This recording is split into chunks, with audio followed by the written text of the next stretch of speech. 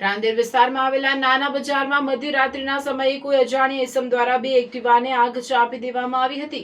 આગ એટલી ભયાનક હતી કે બંને એક્ટિવા બળીને ખાખ થઈ ગઈ હતી।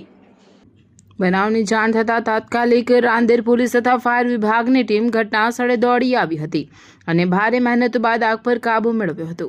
ઘટનાને લઈને વિસ્તારમાં ભય અને ચકચારનો માહોલ સર્જાયો હતો। પોલીસે સમગ્ર મામલે તપાસ હાથ ધરી છે તેમજ આસપાસના સીસીટીવી કેમેરાના ફૂટેજના આધારે અજાણ્યા ઇસમની શોધખોળ શરૂ કરી છે।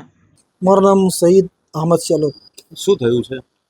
રાત્રે લગભગ 3:15 થી 3:30 ગાલામાં મારા ઘેરમાં એકદમ ધુમાડાના ગોટે ગોટા આવ્યા। હવે અમે લોકો તો સૂતા હતા, મારા છોકરાની આંખ ખુલી ગઈ।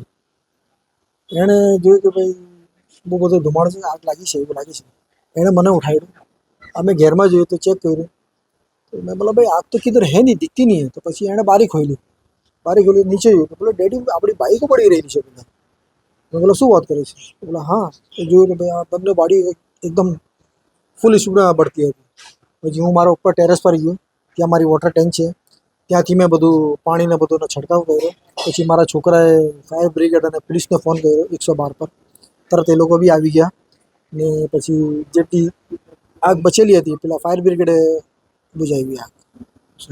પોલીસ ફરિયાદ કરી? પોલીસ ફરિયાદ થઈ છે, લગભગ સવારે એ લોકોએ અમને બોલાવેલા હતા, પછી એ લોકોએ ફરિયાદ લીધી છે। શું લાગે છે તમને, કોણે આ આગ લગાવી હશે? જો સૌથી મોટી વાત તો એ છે કે ભાઈ મારે તો કોઈની સાથે આપણે એ નથી, દુશ્મની જેવું કંઈ નથી, કેમ કે અલ્હમ્દુલિલ્લાહ માલિકની દયાથી આપણી બહુ સારી ઇજ્જત બી છે અને લોકો સારી નજરથી આપણને જોઈએ પણ છે ને આપણે લોકો માટે એવું કરીએ બી છે। પણ મને એવું લાગે છે કે આ આગ ચોક્કસપણે લગાડવામાં આવેલી છે, કેમ કે તમે બંને ગાડીનો ડિસ્ટન્સ જોઈ લો। એક ગાડી અહીંયા આગ લાગે તો બીજી ગાડીને આંચ નહીં આવે, પણ આ ચોક્કસપણે મતલબમાં બંને ગાડીને બાળવામાં આવેલી છે ને કાવતરું જ છે, સમજી ગયો કે નહીં? મેં પોલીસને વાત પણ કરી છે કે સાહેબ તમે તપાસ કરો ને હરામખોરોને શોધી કાઢો ને એ લોકોને જે હોય તો સજા કરો।